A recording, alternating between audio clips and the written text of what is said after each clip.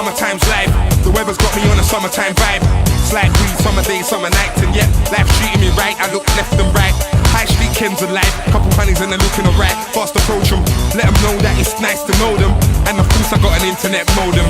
MySpace, Facebook, take a look, leave a comment on my page. Got new beats to show them. New life, new team, now I'm rolling.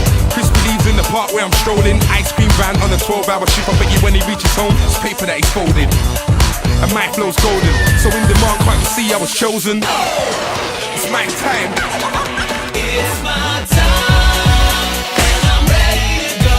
Put on my shoes and get on. Alright, welcome to the second episode of the Sporadic Re-Steep, or I guess today would be the Sporadic Re-Slurp. See, I'm outside because right now there is a very strange occurrence happening. Something called sunlight is touching my body at this current moment, and this is a very rare occurrence in the city of Calgary as of late, so I decided to come outside and chill.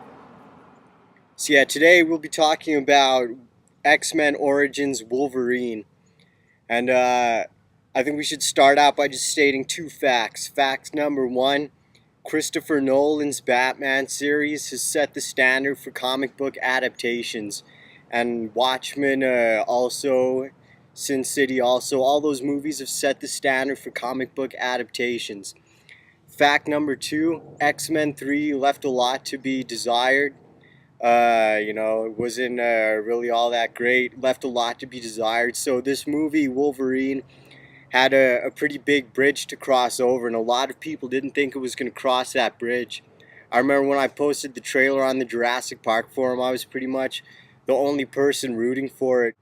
And I think, it didn't reach the level of a Watchmen or a Dark Knight, but it did make a pretty valiant effort. It did do a good job. Because the reason those three movies set the standard is because they took the comic book movie from being just kind of like a popcorny movie and moved it closer to like a legitimate drama, like something that the Academy would get stoked on. They made it a lot darker, a lot grittier, and completely changed what people expect from comic book movies. And Wolverine, it did have its, popcorn type moments, like, big building explodes, fireball fills the screen, Wolverine comes like, jumping out on a motorcycle full speed. It did have its moments like that, but overall I think it did a pretty good job of portraying the various aspects of Wolverine's personality, and also portraying him as a real character, because part of the reason that Wolverine is so popular is because he's like a real guy. Like in comic books, a lot of times characters, the men are like 6'5", 250 pounds. Then Wolverine, he's got the leather jacket on, he's all hunched over, he's a real guy. And I think the movie did a good job. Also really captivating, really entertaining.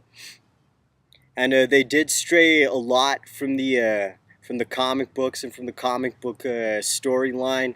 But if you just take it and interpret it as its own movie without regards to anything previously read in the comics, then it was pretty decent. A lot of people were afraid that Ryan Reynolds would screw up Deadpool, but I think Deadpool was actually the breakthrough star. I think Ryan Reynolds nailed Deadpool's personality 100%.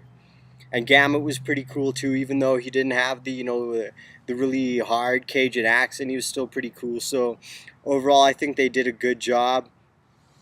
My biggest dislike though was the ending.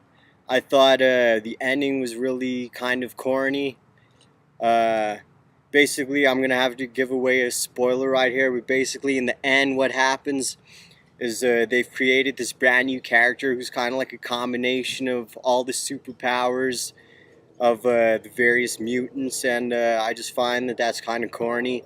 They did that in the last Hulk movie with the character, the Abomination, and I didn't really like that character either, so I thought the ending was kind of corny, but overall it was pretty captivating. I'd probably give it about 3 Raptors out of 5. And I got some quotes here from some people that I saw it with. Alright, here's a quote from Sanki Shirar, the frontman of Shirar. He said, The movie sucked, but I was happy to see the creation and origin of my favorite X-Man, Wolverine. That's a quote from Saki Shirar. And then I have another quote here from Louis Nazca. He said, "Fuck it. I hate this movie. I hate all of you. No one can be my friend. I plan to kill myself." And then at that point he started crying. He had a nervous breakdown. Security had to escort him out. So I guess these guys still pretty skeptical, but I really enjoyed this movie. Thought it was pretty entertaining. I think they should have put more Deadpool in though, because that was a really good character. They could have explored that more. But overall, I would definitely recommend you go check this out. X-Men Origins Wolverine. Peace. Oh, hold on. Also, next movie I'm gonna go see is probably gonna be Star Trek. So if there's any girls in the South who want to go check this movie out, if you've got a nice long black hair and skunk streaks, septum piercing, snake bites, tattoos, possible like pink streaks in your hair, then definitely drop me a line. We'll go and check out Star Trek. Peace.